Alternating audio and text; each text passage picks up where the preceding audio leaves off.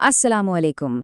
आज हम international packaging films limited यानी आईपीएफ के ताज़ा तरीन माली तिमाही नताइज का जायज़ा ले रहे हैं। कंपनी ने अपनी कारकर्दगी की एक अहम अपडेट जारी की है, तो चलिए सीधा इन आदादो शुमार को देखते हैं कि इनमें क्या ख़ास है। ठीक है, तो सबसे पहले सबसे बड़ी खबर पर बात करते हैं।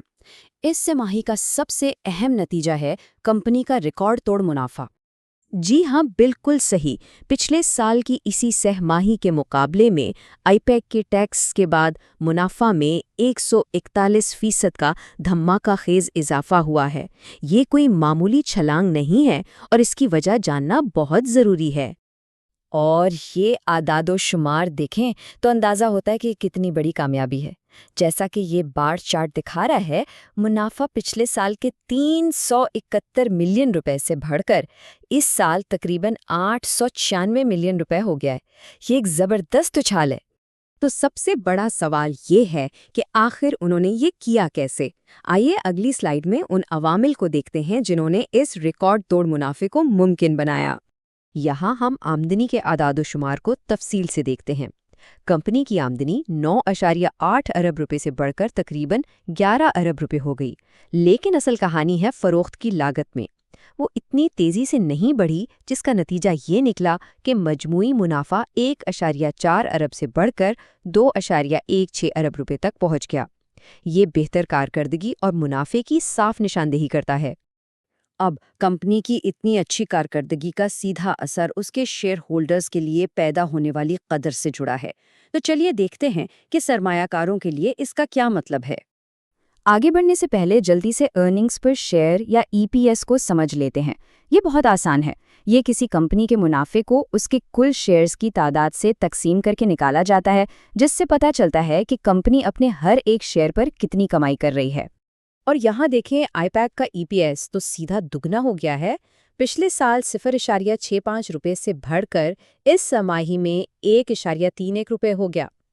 ये फी शेयर मुनाफे में एक ड्रामेटिक इजाफा है, जो सरमायाकारों के लिए एक बहुत ही मुस्बत इशारा है।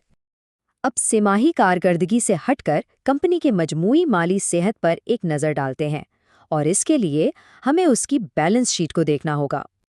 ये डोंट चार्ट एक झलक में पूरी कहानी बता रहा है।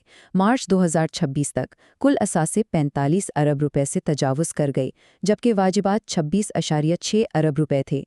ये वाज़े तौर पर जाहिर करता है कि कंपनी के असासे इसके वाजिबात से कहीं ज़्यादा हैं। बैलेंस शीट से कुछ अहम नुकात ये हैं। कल असासों में इजाफा हुआ, जबकि जून 2025 से कुल वाजिबात में मामूली कमी वाक़ई हुई है। और सबसे अहम बात ये है कि शेयर होल्डर्स की इक्विटी 13.9 अरब रुपए से बढ़कर 16 अरब रुपए से ज़्यादा हो गई है, जो एक मजबूत होती हुई माली बुनियाद की तरफ इशारा करती है। अच्छा, अब आते हैं बोर्ड मीटिंग के आखिरी और शायद सबसे अहम ऐलान और उसके मुज़म्मरात की तरफ। आमतौर पर जब मुनाफा इतना ज़बरदस्त हो और ईपीएस भी आसमान को छू रहा हो, तो शेयर होल्डर्स को डिविडेंड की सूरत में इनाम मिलने की पूरी उम्मीद होती है। तो जाहिर है तवक्कुआत बहुत बढ़ चुकी थीं। लेकिन यहाँ कहानी में एक ट्विस्ट है।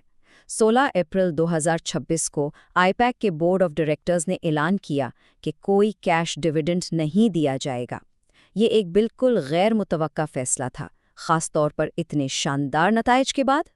तो आखिर में ये बड़ा सवाल पैदा होता है कि डिविडेंड ना देकर क्या आईपैक मुस्तकबिल में मजीद तरक्की के लिए दोबारा सरमायाकारी के एक नए मरहले का इशारा दे रहा है? ये एक ऐसा सवाल है जो हमें कंपनी की तवील मुद्दती हिकमत अमली के बारे में सोचने पर मजबूर करता है।